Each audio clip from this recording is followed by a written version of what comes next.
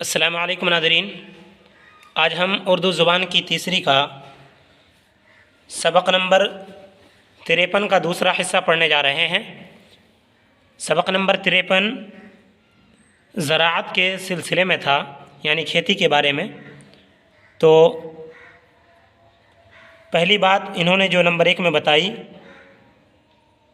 کھیتی کے کام، اور نمبر 2 میں ہل اور جوتائی۔ تو چلیے بلا تاخیر اس سبق کو ہم شروع کرتے ہیں اور پڑھتے ہیں۔ بسم اللہ الرحمن الرحیم۔ ہل اور جوتائی، ہل اور جوتائی۔ لو دیکھو یہ ہل ہے، لو دیکھو یہ ہل ہے، جس سے کھیت کی جوتائی کرتے ہیں۔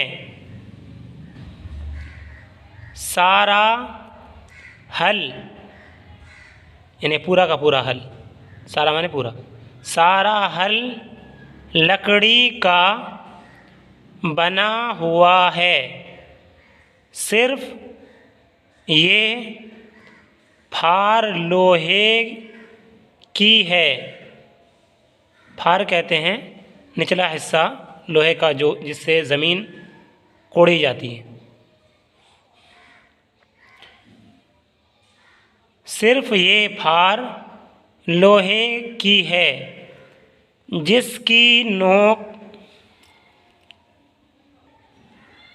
زمین میں دھنستی ہے، دھنستی ہے۔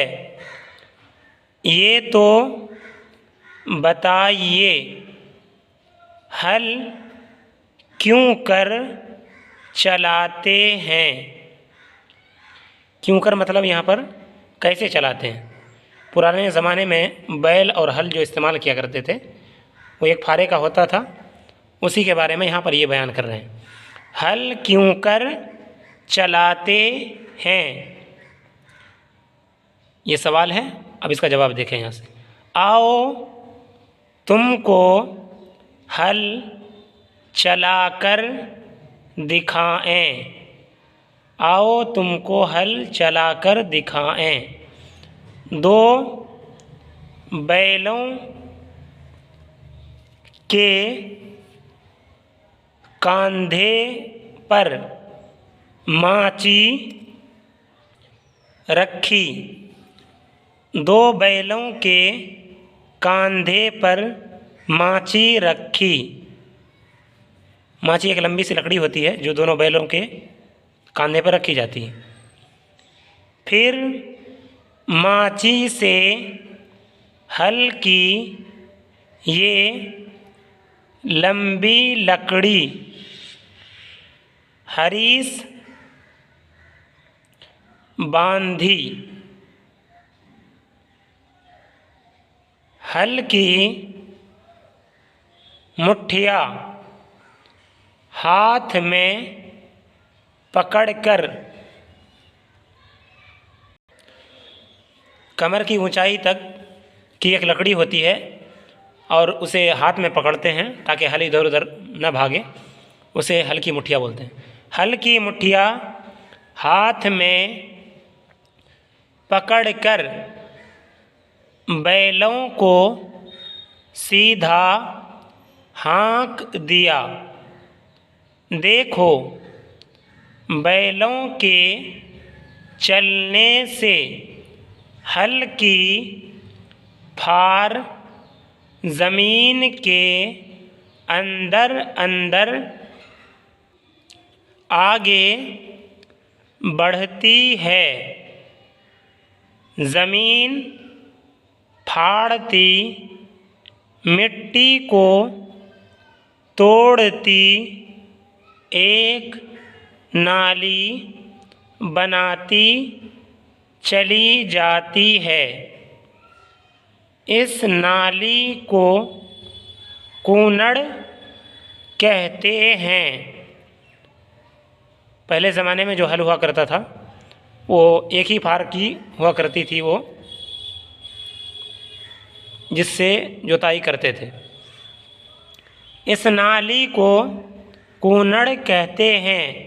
بس اسی طرح سارے کھیت میں ہل چلانے سے جمی ہوئی مٹی اکھڑ کر ٹوٹ جاتی ہے. یہ بھی یاد رکھو کہ ایک دفعہ یعنی ایک دفعہ سارا کھیت کھڑا کس کو کہتے ہیں؟ لمبائی میں. اسی کو بریکٹ میں بتایا ہے، اس کی تشریح ہے. یہ کھڑا یعنی لمبائی میں دوسری مرتبہ سارا کھیت آڑا چوڑائی میں جوتتے ہیں. یعنی پہلے یوں لمبا کر کے جوت دیتے ہیں اور اس کے بعد پھر ادھر سے ادھر کی جوتائی کرتے ہیں. اسی کو انہوں نے بتایا ہے. دوسری مرتبہ سارا کھیت آڑا چوڑائی میں جوتتے ہیں. کئی بار کی آڑی اور